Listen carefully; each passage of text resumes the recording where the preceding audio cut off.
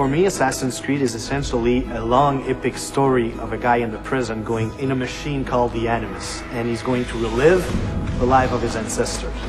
In Assassin's Creed 2, we follow Desmond, who's going to live the life of Ezio Auditore da Firenze.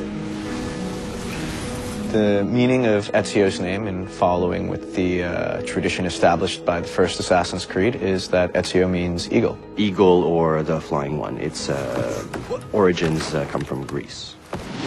He's a young noble from Florence at the beginning of the game. He's studying to follow in his father's footsteps. His father, as far as we know, is a banker. As a rich boy in Florence, he doesn't really see the hardships of the peasants and other poor people.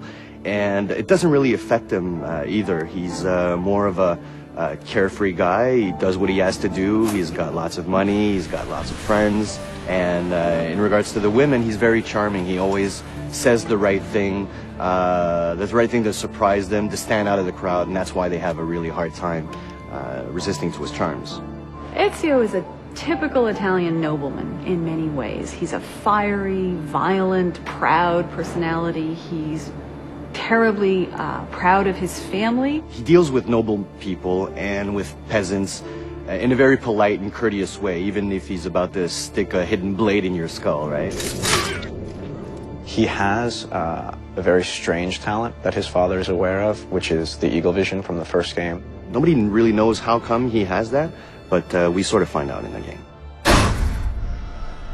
At one point, something tragic happens to himself and his family. What happens is that the same people that Ezio considered to be dear family friends actually turn on him.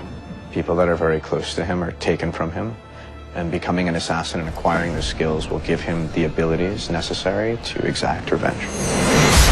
When you're used to just living free and living without a worry in the world, and all of a sudden the entire Florentine army is looking for you, and you have to protect your mother, you have to protect your sister, and you have to defend yourself, changes everything in his life.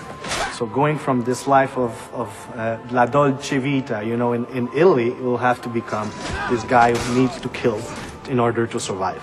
We see Ezio progressing very much so throughout the game, physically as well as emotionally and in his personality.